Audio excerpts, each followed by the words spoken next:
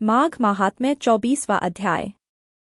लोमश जी कहने लगे कि वह राजा पहले तो तामिश्र नामी नरक में गया, फिर अंत तामिश्र नरक में जहाँ पर अति दुखों को प्राप्त हुआ, फिर महारौरव, फिर कालसूत्र नामी महानरक में गया, फिर मूर्छा को प्राप्त हो गया।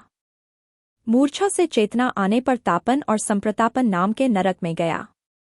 अनेक दुखों को भोगता हुआ वह प्रताप नाम के नरक में गया। तब काकोल, कुड़पल, पूर्व मृतिका, लोहशंकु, मृजीप आदि नरकों में होता हुआ असिपत्र वन में पहुंचाया गया, फिर लोह धारक आदि नरकों में गिराया गया।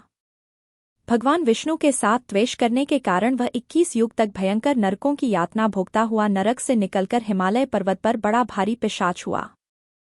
उस वन में वह भूखा और प्यासा फिरता रहा। उसको मेरु पर्वत पर भी कहीं खाने को न तो भोजन मिला और न ही पीने को जल। होतव्यता के कारण वह पिशाच घूमता हुआ एक समय प्लुत प्रस्त्रवण नाम के वन में जा निकला। पहेड़े के वृक्ष के नीचे वह दुखी होकर हाय मैं मरा, हाय मैं मरा से शब्द जोर जोर से पुकारने लगा और कहने लगा, भूख से दुखी मेरे इस जन्म का कब अंत होगा? इस पाप रूपी समुद्र में डूबते हुए मुझको कौन सहारा देगा? लोमश जी कहने लगे कि इस प्रकार वेद पाठ करते हुए देवद्युति ने उसके दुख भरे वचनों को सुना और वहां पर एक पिशाच को देखा, जिसकी लाल डरावनी आंखें, दुर्बल शरीर, काले काले ऊपर खड़े बाल, विकराल चेहरा, काला शरीर, लंबी सी जीभ बाहर निकली हुई, लंबे होंठ, लंबी जांघें, लंबे लंबे पैर, सूखा चेहरा, आंखों में पड़े गड्ढे वाले पिशाच को देखकर देवद्युति ने उससे पूछा कि तुम कौन हो और सी करुणा से क्यों रोते हो? तुम्हारी यह दशा कैसे हुई और तुम्हारा मैं क्या उपकार करूं? मेरे आश्रम पर आ जाने से कोई प्राणी दुखी नहीं रहता और वैष्णव लोग आनंद ही करते हैं। सो हे भद्र, तुम अपने इस दुख का कारण जल्दी कहो, क्योंकि विद्वान मनोरथ पाने के लिए विलंब नहीं किया करते। से वचन सुनकर प्रेत रोना बंद करके विनीत भाव से कहने लगा कि हे द्विज, किसी बड़े पुण्य में मुझको आपके दर्शन हुए हैं।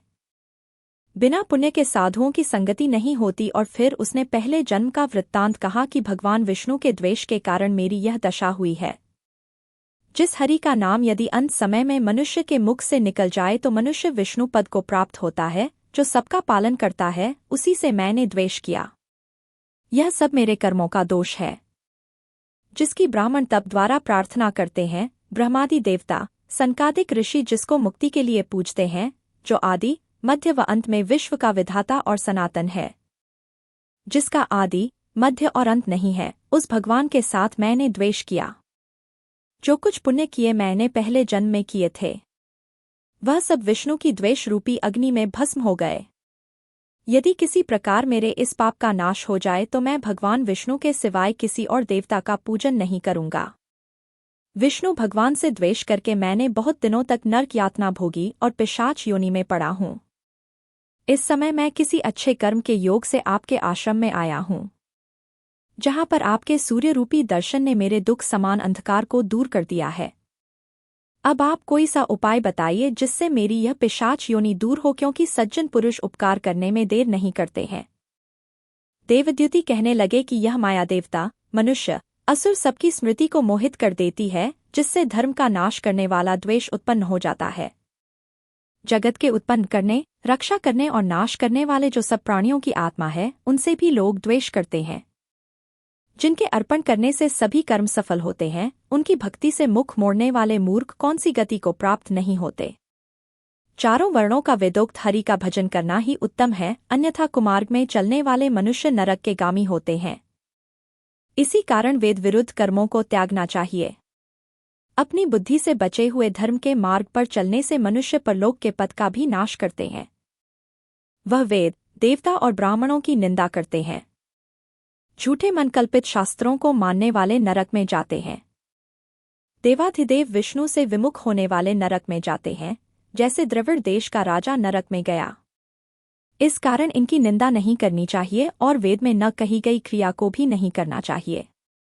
लोमश जी कहने लगे कि सा कहने पर मुनि ने पिशाच को सुमार्ग बतलाया कि माघ मास में तुम प्रयाग में जाकर स्नान करो, उससे तुम्हारी वह पिशाच योनि समाप्त हो जाएगी।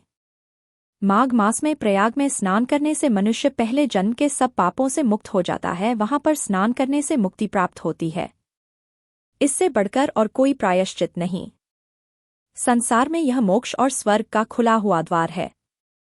गंगा और यमुना का संगम त्रिवेणी संसार में सबसे उत्तम तीर्थ है।